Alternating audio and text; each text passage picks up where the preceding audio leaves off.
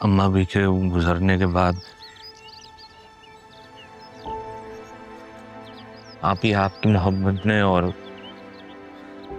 अम्मा भी की मोहब्बत ने बहुत रुलाया मुझे, बहुत दुख पहुंचा।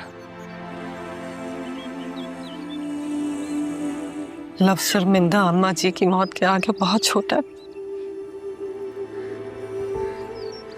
मेरी जिंदगी का सबसे बड़ा बोझ और दम अम्मा भी की मौत ही है।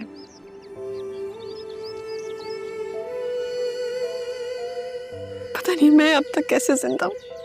अभी आप मेरा इंतजार कर लेती। मैंने पापा से बात कर ली थी, पापा ने अम्मा भी से बात कर ली थी, सब ठीक होने वाला था। अब बस आपकी जल्दबाजी की वजह से इसी की तो सजा मिल रही है मुझे। जज्बाती पर जल्दबाजी, इसी वजह से तो सब कुछ बिखर गया। मैं तो कभी पलटकर वापस आना भी नहीं चाहती थी, आने की हिम्मत भी नहीं थी।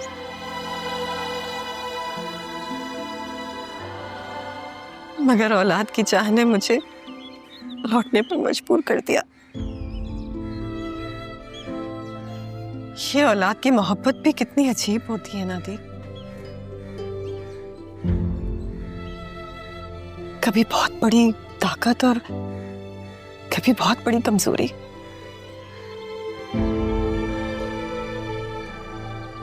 बस इसी औलाद की मोहब्बत ने मुझे वापस आने पर मजबूर कर दिया।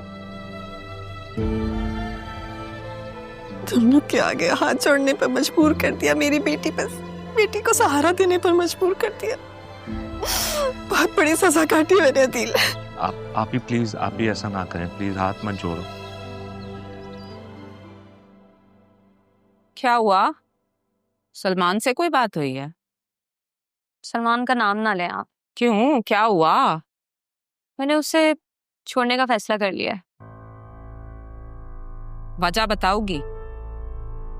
अम्मी, सलमान जैसा नजर आता है ना वैसा बिल्कुल भी नहीं है। तुम्हें क्या पता चला? उसका ना एक दोस्त है काशिफ, उसने मुझे उसके बारे में बताया कि वो कितना गरीब और फ्रॉड इंसान है। वाह, बड़ा अच्छा दोस्त है, अपने ही दोस्त की बुराई कर रहा है। हाँ, लेकिन आपको पता है सलमान जिस गाड़ी में आता था और कहता था कि वो उसके बाप की है, जबकि वो गाड़ी काशिफ की है और काशिफ के ही फ्लैट को वो अपना फ्लैट कहता था। ये तो काशिफ की नेकी है कि उसने मुझे उसके बारे में सब कुछ बता दिया। आपको पता है अम्मी, काशिफ ने ये भी बताया कि उसकी नजर ना हमारे इस घर पर थी कि वो उसे मिल जाए। खैर, ये घर तो तुम्हारी दादी ने अपनी जान से लगाया हुआ है, मैं जीते जी तो किसी के नाम नहीं करेगी वो। लेकिन तुमने ना ये सलमान वाली बात बता के मुझे परेशान कर दिया। वैसे अम्मी, काशिफ बहुत अमीर फैमिली से बिलोंग करता है।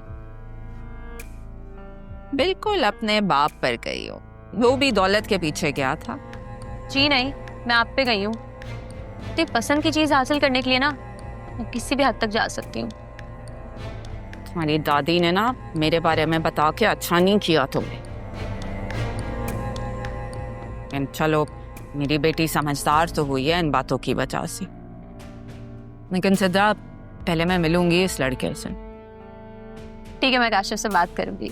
ज्यादा जज्बाती मत होना और अपनी दादी और बाप से ये बात छुपा के रखना, वरना वो सब मामला खराब कर देंगे। मैं तो दादी से कोई बात ही नहीं करती। बस आप ना प्लीज अब्बू के सामने कुछ मत कहना। हाय दादू, क्या पढ़े? किडनैप्ड। राहा ने बताया था, बहुत अच्छी बुक है। तुम नहीं पढ़ोगी? आप कंप्लीट कर लेना, फिर मुझे बता दीजिएगा कंक्लूजन।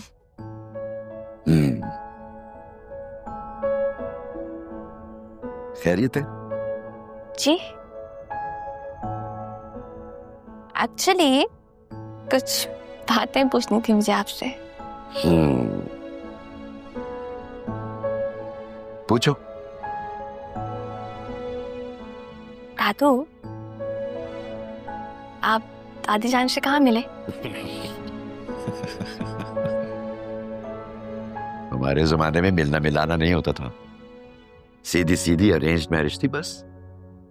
लेकिन बाबा तो कहते हैं कि आप दोनों की मोहब्बत बहुत मिसाली रही है, तो फिर किसी को जाने बगैर, समझे बगैर, उसके साथ टाइम स्पेंड किए बगैर आप उसके बारे में इतना कुछ कैसे जान सकते हैं कि उसके साथ जिंदगी गुजार सकें? बेटा ये जो शादी होती है ना, ये बड़ी अनप्रेडिक्टेबल चीज, कभी बहुत चलती, कभी नहीं चलती, और उससे भी जालिम चीज जो है ना वो वक्त होता है, कभी ना कभी अलग कर ही देता है, किसी को पहले किसी को बाद में। बात कॉम्प्लिकेटेड है, थोड़ा आसान अल्फाज में बताया ना। तुम ये सब पूछ क्यों रही हो? बहुत बेबस है, बहुत बेबस हूं मैं चाह के भी किसी से ये नहीं कह सकता कि आप मेरी बहन हैं। आप अपनी जगह मजबूर हैं, मैं अपनी जगह। माफी तो रब भी दे देता है अदील, लेकिन अब मैं तुम्हें मजबूर नहीं करूंगी। मुझे यही सजा मिलनी चाहिए, मुझे माफी नहीं मिलनी चाहिए। मैं तुम सबकी जिंदगी से बहुत दूर चली जाऊंगी। अभी आपके जाने के बाद पापा बहुत टूट गए थे, वो राह में आपका चेहरा ढूंढते थे, उसकी बातों में, उसकी जिद में, उसकी खुशियों में, उसके बचपन में आपका बचपन तलाश करते थे पापा। तुम नहीं जानते,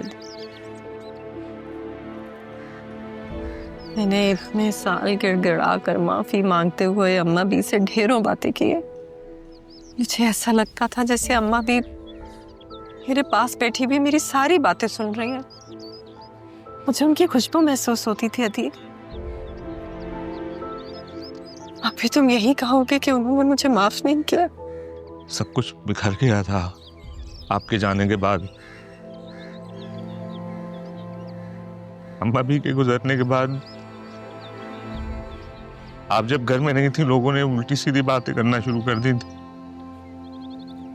पापा से ये बर्दाश्त नहीं हो रहा था। उन्हें मोहल्ला छोड़ना पड़ गया,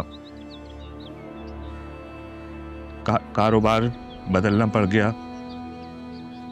आसिया को भी मैंने अभी कुछ दिन पहले बताया। बाबा ने कहा था कि आपकी अरेंज मैरिज हुई है। बाबा ने भी आपकी पसंद की शादी की थी, लेकिन आप दोनों की जिंदगियां इतनी मुख्तलिफ है ना, इससे तो अच्छा था कि बाबा भी पसंद की शादी कर लेते। बेटा मैं समझता हूं कि तुम्हारे बाबा जो हैं अपनी माँ की डेथ के बाद और अपनी बहन की लव मैरिज के बाद कुछ डर से गए। नहीं आप मेरे दिल में, पापा के दिल में जिंदा हैं। इतना सब कुछ हो जाने के बाद भी वो आपकी बातें करते हैं।